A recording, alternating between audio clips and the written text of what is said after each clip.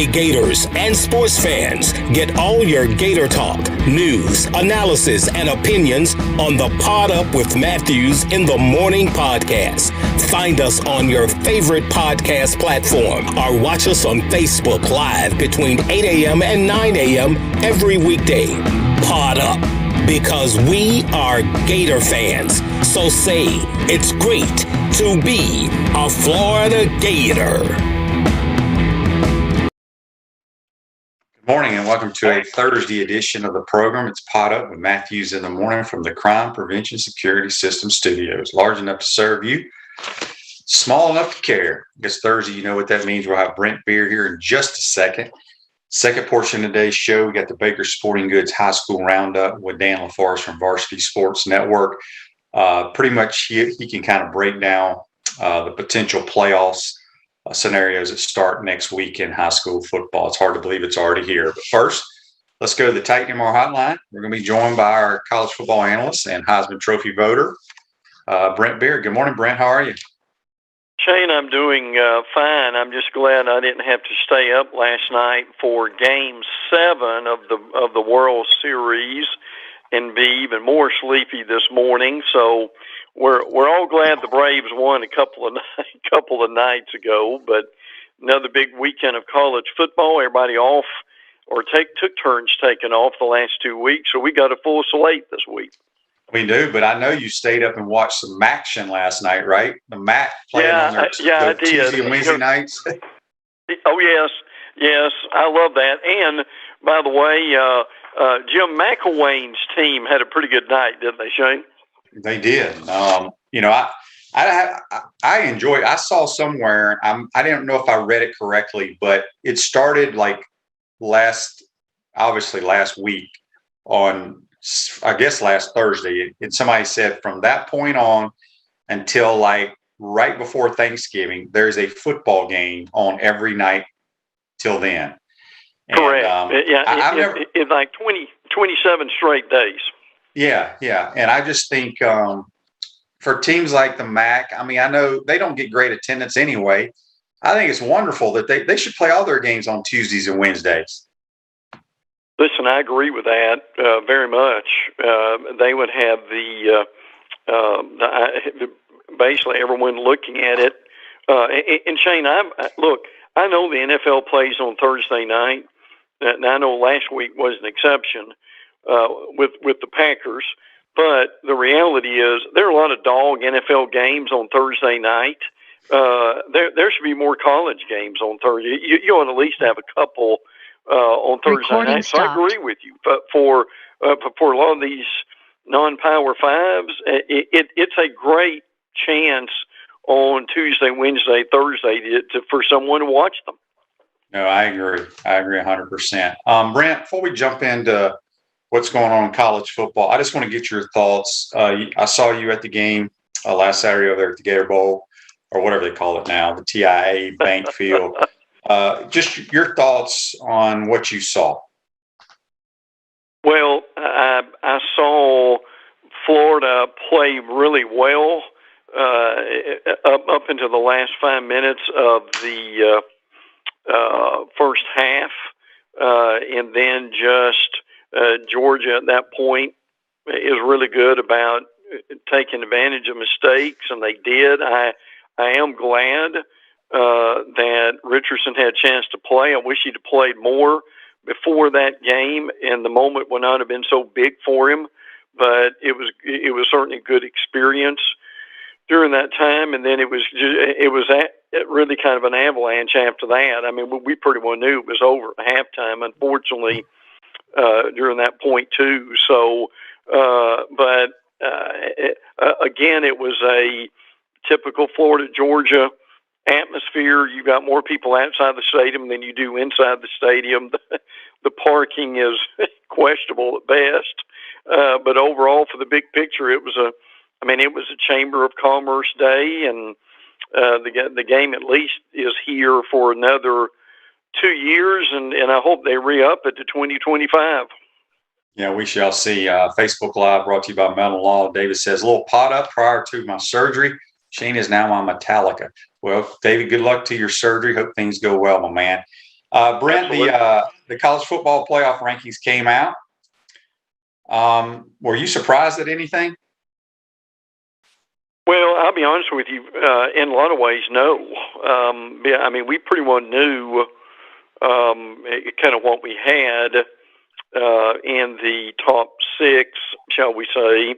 I mean, we knew Georgia would be number one, and then you could kind of throw Alabama, Michigan State, Oregon, and Ohio State in a hat and draw them out. As far as the order is concerned, I was not at all surprised about Cincinnati being in that room a few years ago when they had their mock committee that lasted a couple of days, which was really a great experience.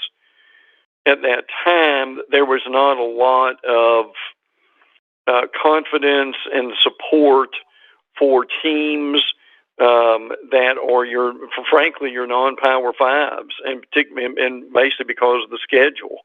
So, look, personally, do I wish Cincinnati gets a crack? Yeah, absolutely. If they're undefeated, should they have a chance of being there? Yeah, I have no problem with that at all. But did it surprise me? No, because that is the thinking of the committee.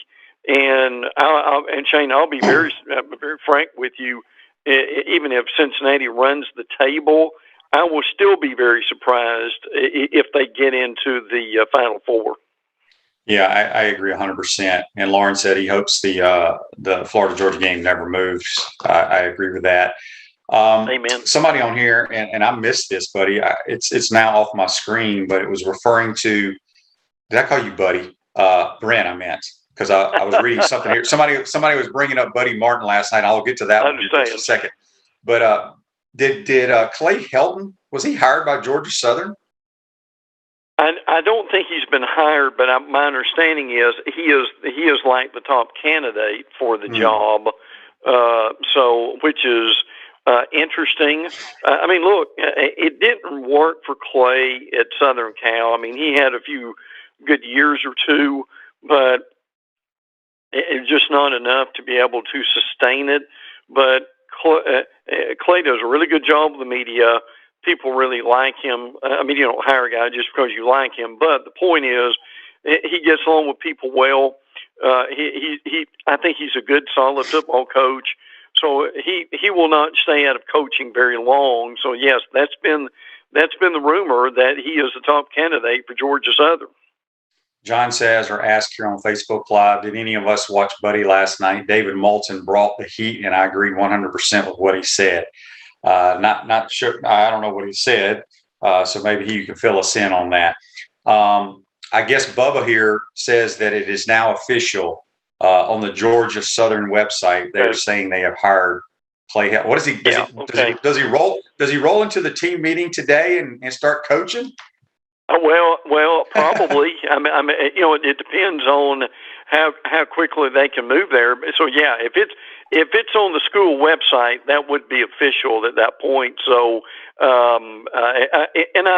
that'll be interesting because see, sometimes when that happens, some coaches want to just go ahead and dive in, and then there's others, Shane, to where they want to wait until the end of the season and just kind of get caught up on recruiting and trying to decide what to do with the staff and so forth. So that will be interesting to see what happens there. But a lot of times when you hire someone mid-season, you've got them there, but they're doing a lot of different things, probably including moving their family.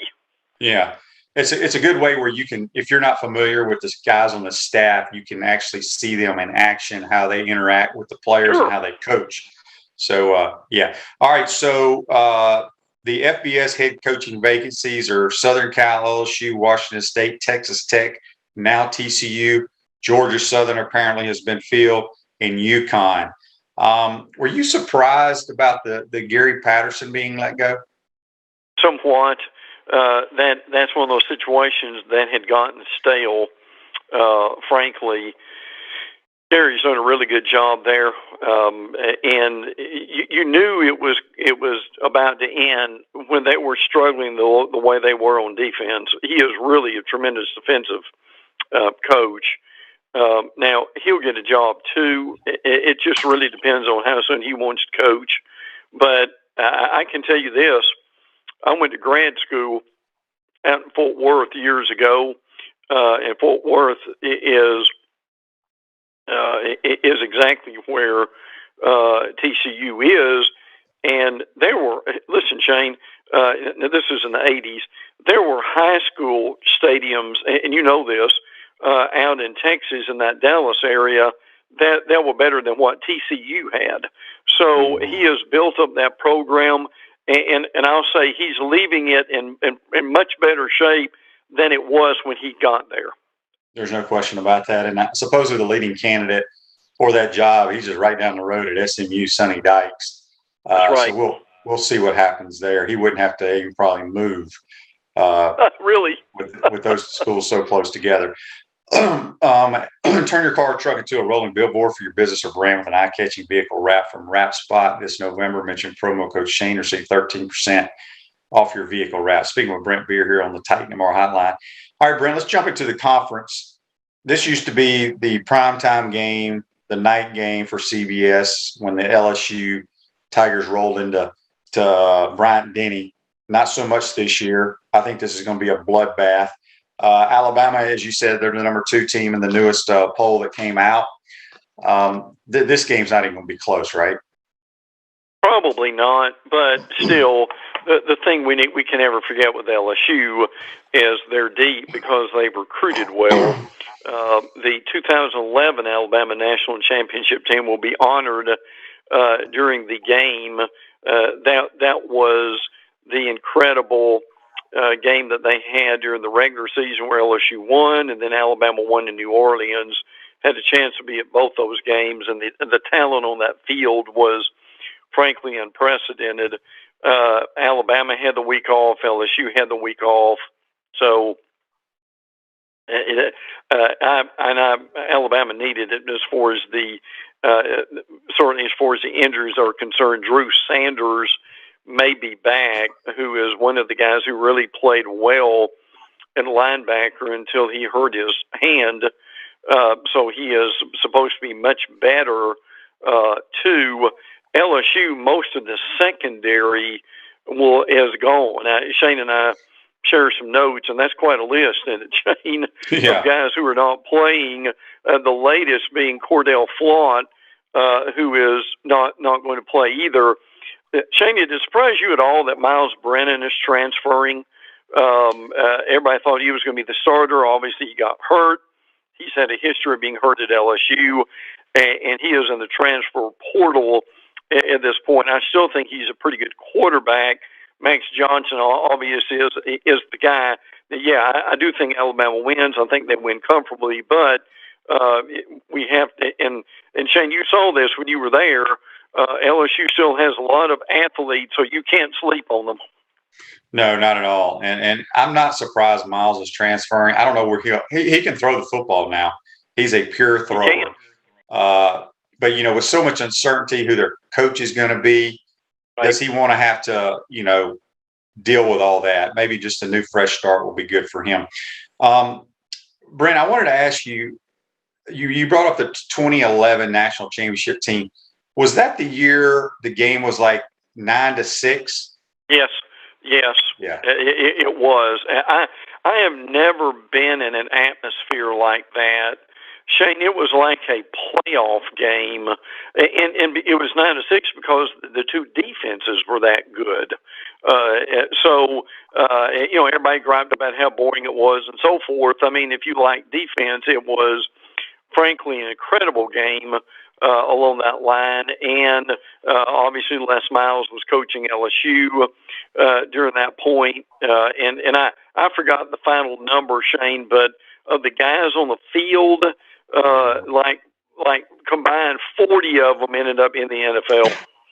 Yeah, I remember that. It was a bloodbath. Arkansas coming off a bye host. I think they're coming off a bye host. Mississippi State, who is a team now that is surprising a lot of people and can cause some. I don't think they can. They've already lost to Bama, so they're kind of screwed there. But they can cause some problems the next few weeks in the SEC West. They have kind of taken over that label that Kentucky had as one of the most surprising teams in the league. I mean, they've done really well against the run, 90 yards per game, only 4 touchdowns. Now, Arkansas has allowed just 5 touchdown passes. Barry Odom's really done a good job as their D coordinator. So that's going to be an interesting challenge there. Now, I'm going to throw this out, and it's not even a rumor, okay? But I'm just Zach Arnett, who you may or may not know, the D coordinator at Mississippi State, has done an incredible job. People really don't realize, and we mentioned this just now, they're only allowing 89 yards rushing per game. But if you're looking for a defensive coordinator in this league or anywhere else, Zach Arnett's one of the guys that people need to look at. I mean, I know Will Rogers has gotten the attention. My goodness, he was 36 of 39. I mean, that's good in the backyard against the neighbors, much less in an SEC game. But Shane, I just want to throw that out there. That he is one of the up-and-coming names as D coordinators, and you've got Barry Odom too. So in a game that has a lot of offensive stars, the defensive coordinators really deserve a look in this game. Yeah, and I want to mention that one more time about Will Rogers. Completed 92% of his passes at 36 of 39 for 344. One of his passes was just a blatant drop. So, I mean, like you said, backyard with the neighbors on air, it's hard to do what he did. And that's why I'm a firm believer you got to throw the football. And that's what drove me insane when I called the Kentucky game, because I thought we could throw the football in their secondary. But that's what Mississippi State does, and they do it well. They do. I guess the big game in the conference, the Auburn Tigers heading to College Station to face the Aggies. This will determine where really, particularly for Auburn, where both these teams go for the rest of the year. I mean, Auburn right now, to their credit, it controls their destiny. I mean, if they win this game, they're really going to be in good shape. And as far as the rest of the year, now Auburn also plays Mississippi State later on too. Now Auburn beat Ole Miss last week, and Lane Kiffin kind of outcoached himself in that game, as he will do from time to time. But what's important here is Shane Auburn got back to running the football. Tank Bigsby had 140 yards. I think they had gotten way too dependent upon Bo Nix. Now, look, Bo's playing much better, and I give Mike Bobo a lot of credit for that, the offensive coordinator, who has really done a good job for them. Zacoby McClain at 14 tackles, he's going to be probably a first-team All-SEC player. Now, A&M had a week off for this game. It's at A&M, and this is going to be a tremendous game. Owen Papo, the Auburn linebacker, I think is going to play. He's been hurt a lot, and that will really help them if he comes back. Key to the game is the A&M offensive line. Auburn's 4th in the nation in tackles for loss and 26 in sacks. They're also 70th against the pass. So if A&M can throw on them, that's going to make a difference. If they can protect the quarterback in the game at this point. Calzada continues to play fairly well. He's 55% accuracy. This just kind of hit me a few minutes ago, Shane. Haynes King, who we all thought was going to be the guy until he got hurt against Colorado. I mean, we're into November now. I'm wondering what they do with him, and probably a lot would determine if they win this game or not. But I'm just wondering, at some point, is there a cutoff time to where you'd bring King back, or just basically get him ready for next year? I don't know the answer to that, but I think that's an interesting dilemma. No, it is. And we got a couple of Facebook Lives here. And John says, Harsin has done an unbelievable job at Auburn. He's my coach of the year right now. I don't care what else happens. They just look like a completely different football team. what they've done with Bo Nix and their offense. They're very efficient now. So you got to give him and Mike Bobo a ton of credit. I don't know if they're good enough to beat A&M, because if I'm A&M right now, I know you got to move on and forget about stuff. But good gracious, they played so bad against Arkansas, and how they lost to Mississippi State at home, I just cannot figure out. Really. Yeah, I agree. And I agree with Harsin, too. And listen, what they've done, and he told them at the beginning of the year that this is what he wanted to do. They're much more physical this year. Shane, have you noticed that? That they were this finesse team with Gus Malzahn. You don't have that this year, and I think that's made a difference. Mm-hmm. John had a question here on Facebook Live. He says, Shane, should Florida look at Chubba Purdy to give us a passing QB? I don't know anything about Chubba Purdy from Florida State, because I know he's in the transfer portal now. But all I can say is, A, whoever ranked him didn't rank him correctly, and B, he can't be very good, or the coaches at Florida State don't think he's very good, because if he was all that, I would think he would be playing right now, because it's not like they have world beaters at the quarterback position at FSU. I understand the question, and it's a good one, but the truth of the matter is, Chubba has not even played enough for us to have an opinion almost on him, Shane. But your point's a good one. They see him every day in practice, and I think he just figured out that he was not going to be the guy. And I will say this, and I won't belabor the point here, but FSU has shown a lot of improvement. I mean, look, they in a lot of what they probably should have beat Clemson. So I give them a lot of credit with what Mike Norvell has done. But it will be interesting to see where Chubba goes. But this is a point Shane made about the transfer portal months ago.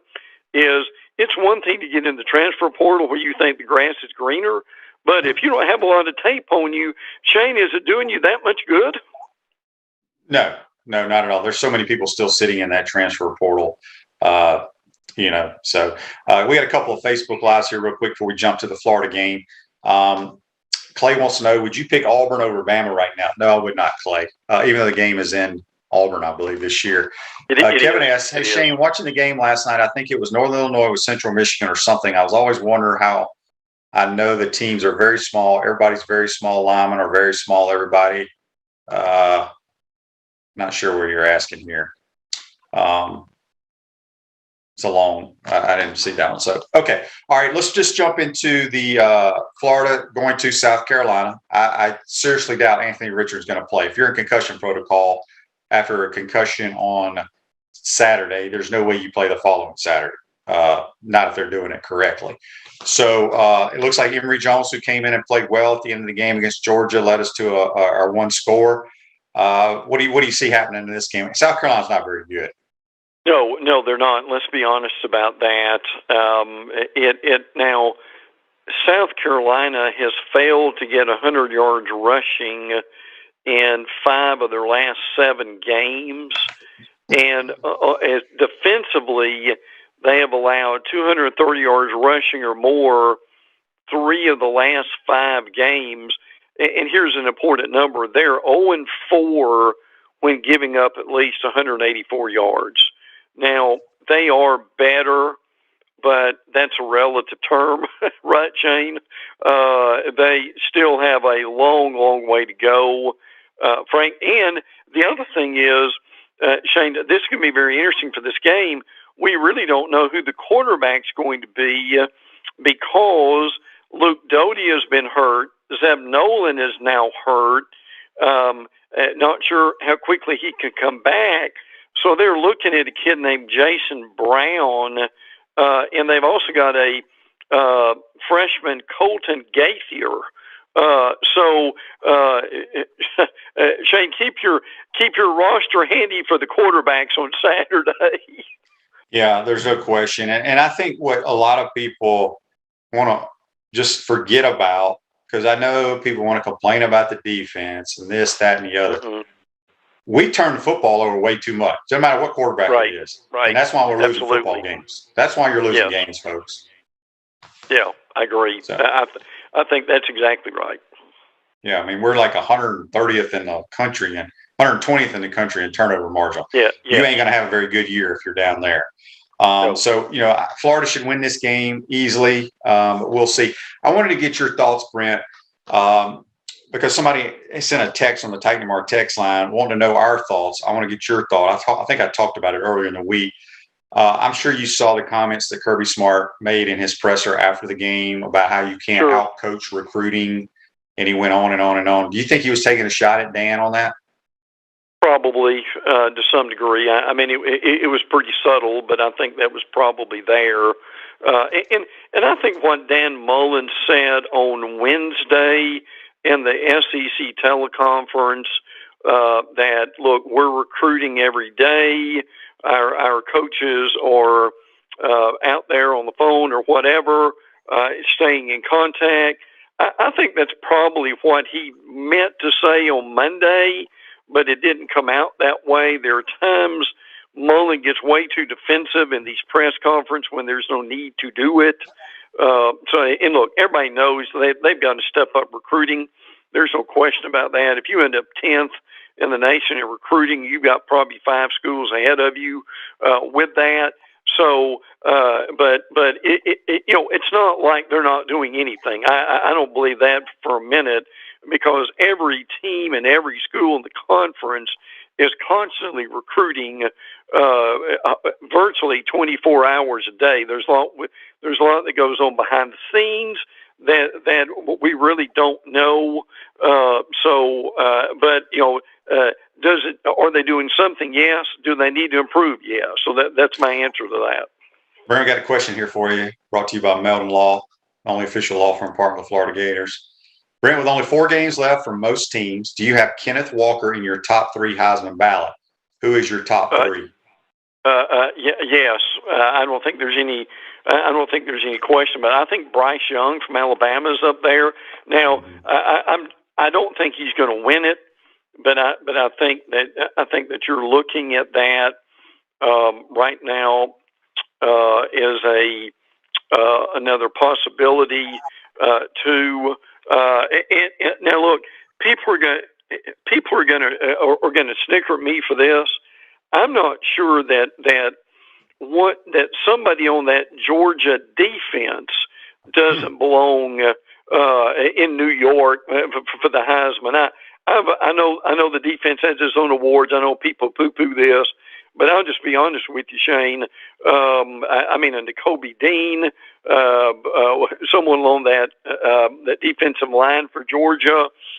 I'm not sure one of those guys don't deserve to go, and I may very well vote for one of them. It won't be probably my top choice, but it'll probably be my top 3. So I think we're at this point when you've got people that can change the complexion of a game on the defensive side of the ball. Heisman, I think they deserve a look at that. Yeah, if I was voting right now, Kenneth Walker would be my Heisman Trophy winner. I think what he's done for his football team, being undefeated, coming out of nowhere, he's performed better than anybody, in my opinion. Another intriguing game in the conference is Tennessee and Kentucky. For some reason, Brent, I think Tennessee's going to win this game. They very well may.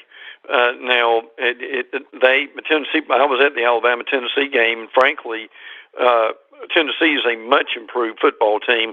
Cedric Tillman's playing well. I'm curious if you've seen him much, but he's really played well as of late. Now, their defense has got to improve more on 3rd and 7 plus. They've given up 18 conversions in the last 2 weeks, but even defensively, they're a much better team. Hendon Hooker is really good. But now, to your point, Shane, this is another maturity game for Kentucky. Obviously, they lost a lot of luster from last week. Can they get that behind them and not trip up for 2 weeks in a row? Yeah, we shall see, but I think it's going to be a fun game to watch. Last one I want to talk about in the conference before we let you go, Brent, the Hugh Freeze Bowl. Hugh Freeze is going back to Oxford with Liberty. Ole Miss is beat up. You think he's going to have a warm ovation when they announce head coach Hugh Freeze? What do you think is going to happen there? I've talked to. I've got a friend who is on the Ole Miss broadcast team, and we talked about that. And he thought that they would probably greet him warmly because he actually did a lot to help them. Now he also did a lot to hurt them at the same time with his recruiting shenanigans. But at the same time, and listen, he's done a good job at Liberty. The quarterback at Liberty is Malik Willis, who used to be at Auburn. And the last 2 years, Malik Willis is a really good quarterback. I'm curious if you've watched him much. I know you've seen the facilities up there. Shane, people don't realize this, but Freeze has done a good job. They've done a lot for that football program. And listen, they've kind of come out of nowhere to frankly be a solid football team. I mean, Ole Miss has got to get healthy. They've got a tremendous amount of injuries, like Ontario Drummond with his hamstring and so forth. But in the essence of time here, that's going to be a game that people ought to watch because Liberty can be that good. Yeah, and these are two quarterbacks that are supposedly first-round picks. I think Malik Willis will get a shot. I don't see him as a starting quarterback in the National Football League, but that's just my eyes. Matt Corral is. Before we let you go, Brent, Wake Forest, only undefeated team, I believe, in the league. They're playing North Carolina, but it is not a conference game. And I just don't understand it. People have explained it to me. I still don't understand it. What's going on there? They have done this 2 or 3 times over the last few years. And I'll be honest with you, I've had it explained to me. I mean, they played 109 times, and I'm not. The two teams are not in the same division,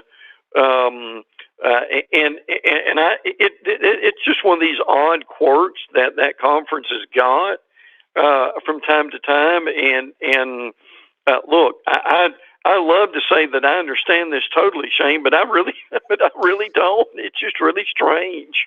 Yeah, it's very, very strange. Well, Brent, good stuff as always, my man. Enjoy watching the games this weekend, and we look forward to hearing from you next week, my buddy. Always enjoy it, Shane. Take care. That's Brent Beaird. Join us on the Titan Tomorrow hotline. You can follow Brent on Twitter at Brent Beaird. We're going to take our first time out of the program. We come back. We'll be joined by Dan LaForest from Varsity Sports Network, talk a little high school football on the Baker Sporting Goods High School Roundup. You're watching and listening to Caught Up with Matthews in the Morning. We want to take this moment to thank all our sponsors who keep the show going and pay the bills. Crime Prevention Security Systems, large enough to serve you, small enough to care. Titan MRI, Gainesville's only locally owned and operated MRI facility. Meldon Law, won't back down. Peachland Dental, Gator Nation's first choice for dentistry in Port Charlotte. Comfort Temp, comfort is our business, peace of mind is our promise. QC Kinetics, live pain-free with QC Kinetics. Great Clips, it's gonna be great.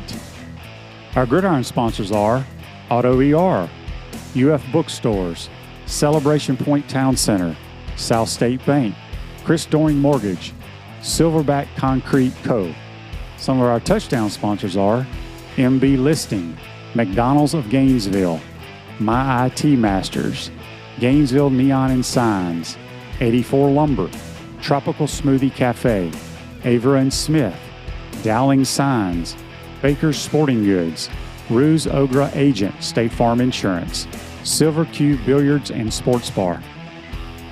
If you are interested in promoting your business on the show, visit potupwithshane.com and click the Advertise button. Again, thank you to all the great businesses that support the show. If you like what we are doing here, make sure you follow us and support the businesses that support us.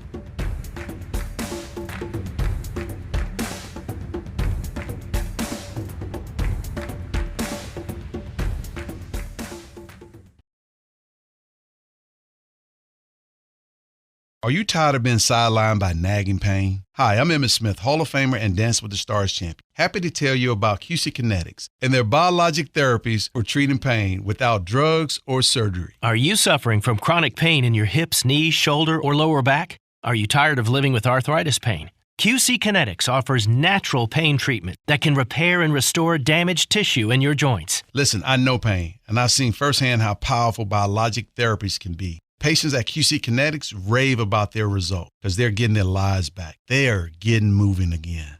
These exciting regenerative treatments used to be available only to pro athletes like Emmett. Now they're available to anyone thanks to QC Kinetics. Call today for your free consultation. Get long-lasting results from my friends at QC Kinetics. Call QC Kinetics 352-400-4550. In North Central Florida, call 352-400-4550. QC Kinetics 352-400-4550. Welcome back to the Crime Prevention Security System Studios. Celebration points where the Gators go to celebrate with premium brands like Nike, Prime and Pearl, Regal Cinemas, Le Macaron, Dave & Buster's, Bass Pro Shops, and the HBC's new restaurant, Spurrier's Gridiron Grill, now serving brunch on Saturday and Sundays. We'll see you at Celebration Point where the Gators go to celebrate. Real quick before we get to Dan LaForest, John says Malik Willis is the number one QB on most draft boards.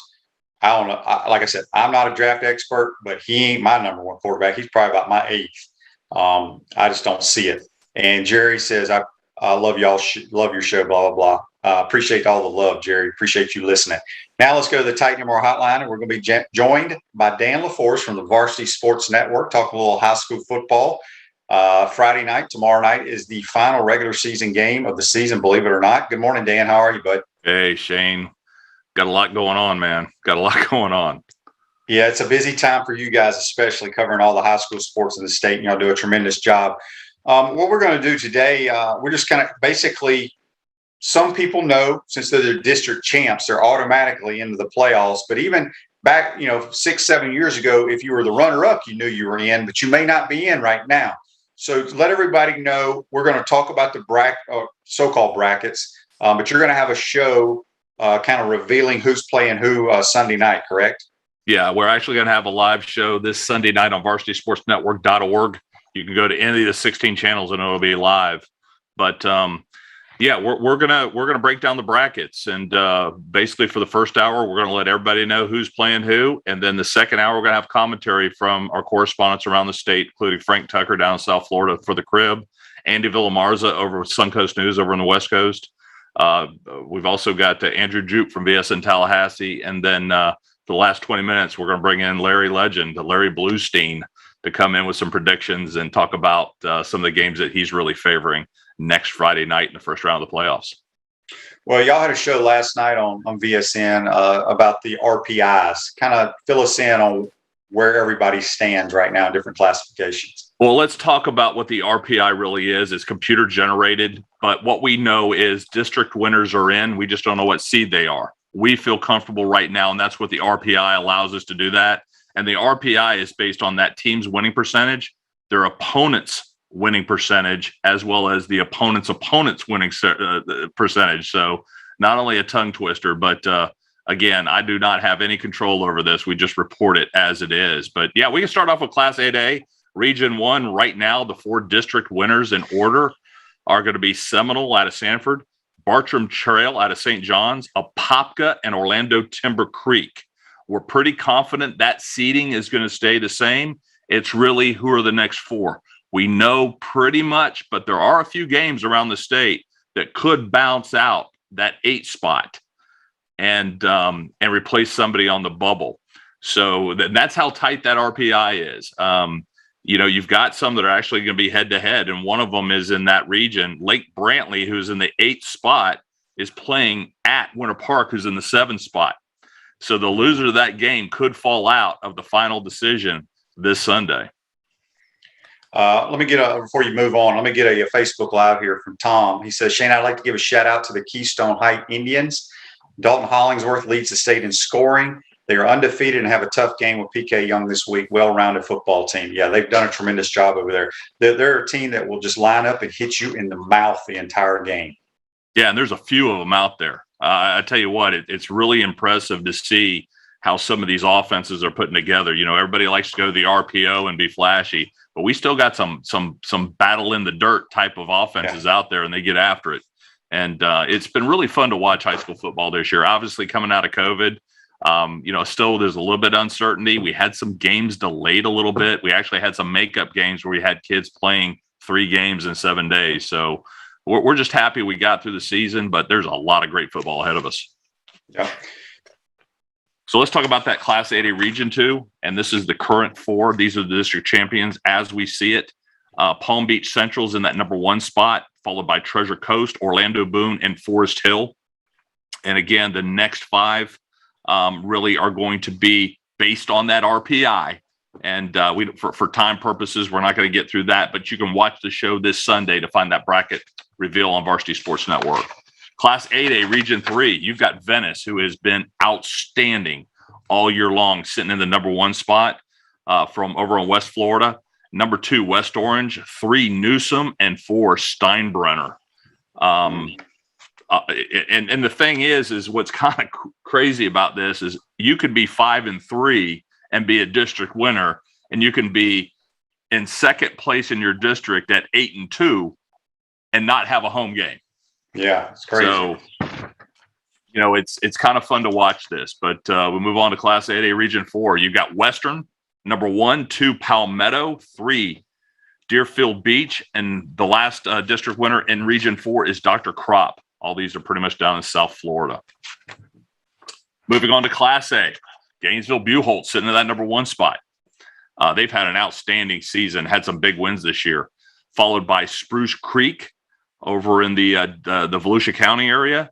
Niceville sitting in at number 3, and then Cedric Faison's team Fletcher is sitting at number 4 in that Class A Region 1. Those top 4. But you've got a lot of great competition up there, and I can't wait to see what the final standings are going to be. Class 7A Region 2, Orlando Edgewater sitting in that number 1 spot, and a lot of people have heard about Cedric Baxter at this point. He is probably the best 2023 running back in the state of Florida. Larry Bluestein and I had a conversation about him yesterday, and he is a beast. And if you get an opportunity to watch him, he is really something special. Followed by number 2, Lakeland, 3, Martin County, and Melbourne sits in at number 4. So again, Melbourne's one of those teams that wins the district, but doesn't have the strongest record in that region. So it's going to be exciting to see how that plays out. Class 7A Region 3, Tampa Bay Tech. My buddy Andy Villamars over there has been high on them all year. They've had an outstanding season, followed by number 2, Lehigh, 3, Palmetto, and Tampa Gaither sitting in at number 4.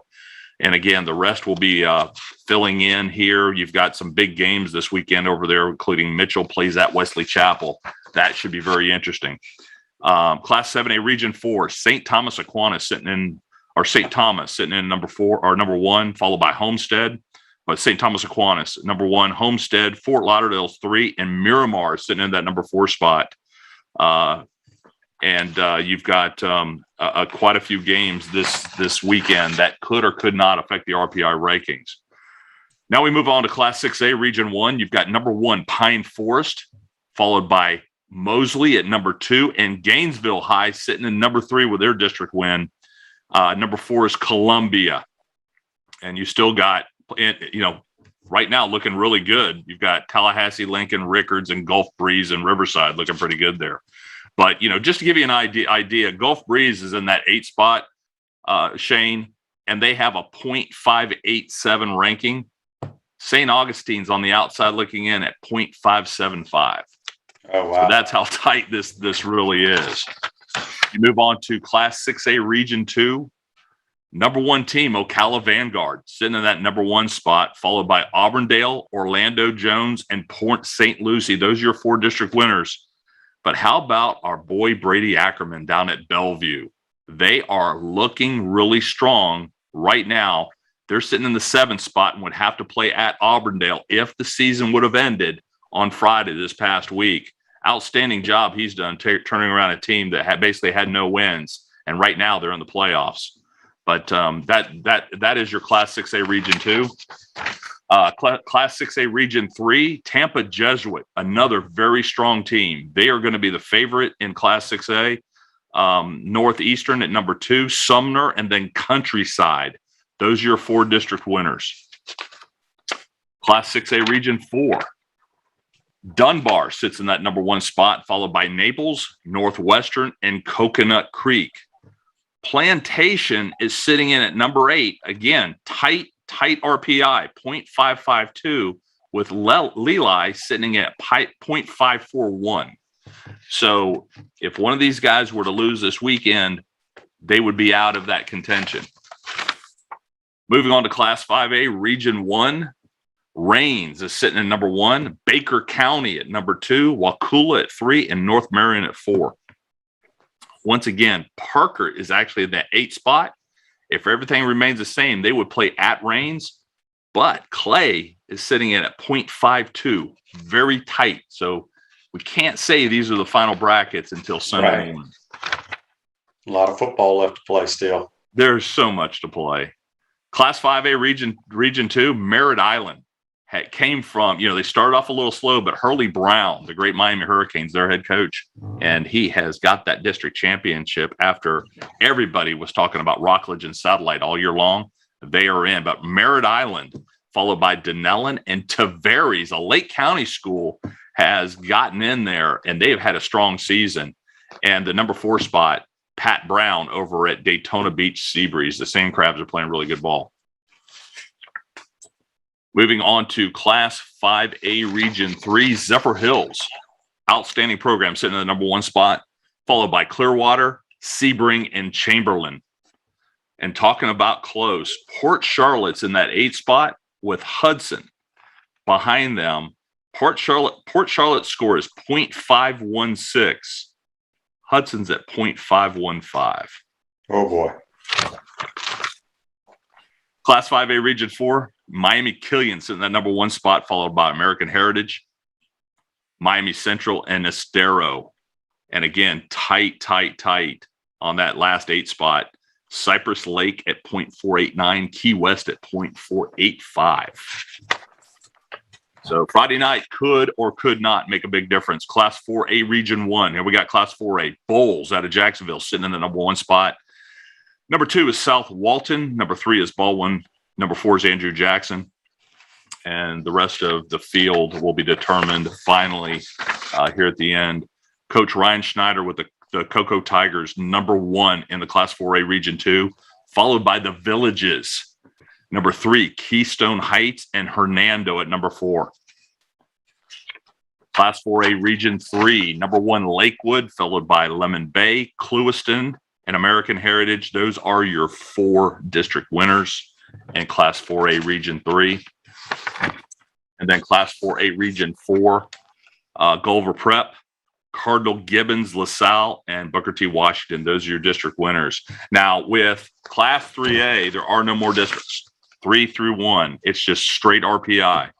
And right now, you're looking at the top 4 in Class 3A Region 1, Trinity Catholic, Walton, FSU High School, and PK Young. I know Chris Doring's excited about that. Class 3A Region 2, we've got number 1, Lakeland Christian, Benjamin, the First Academy, and Frostproof. Those are your top 4.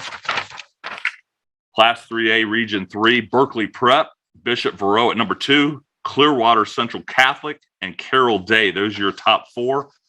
Right now, we believe those are going to be the home seeds. Again, there's no district play, but something could happen where somebody may think they got a home game next week, but they're actually going to be on the road. Class 3A Region 4, Chaminade Madonna, arguably probably one of the best teams in the Southeast. I got the pleasure of watching them at Seminole. They beat the 8A defending state champions in a very close game. They're an outstanding program, and they're going to be the favorite in 3A coming in. Florida Christian, number 2, Cardinal Newman, number 3, and Miami Edison, Coach Luther Campbell's group down in South Florida. That's your 3A Region 4 top 4. Now we're getting more closer to the Panhandle with some of these county schools. Class 2A, University Christian, number 1, Trinity Christian is in that number 2 spot right now, and Trinity's had outstanding programs the last few years, and it's not different this year. RF Monroe at number 3, and then number 4 is St. John Paul II. Class 2 Region 2, Orlando Christian Prep is sitting in that number 1 spot, followed by Zephyr Hills Christian, Foundation Academy out of Orlando, and Holy Trinity Episcopal. Class 2 Region 3, First Baptist Academy. Number 2 is Northside Christian. Number 3 is Community Naples. Number 4 is Seffner Christian. Class 2A Region 4, Avant-Garde Academies, that number 1 spot. Chaminade Catholic at number 2. Glades Day at 3. And True North Classical at number 4. Now, the final region, last class, is 1A.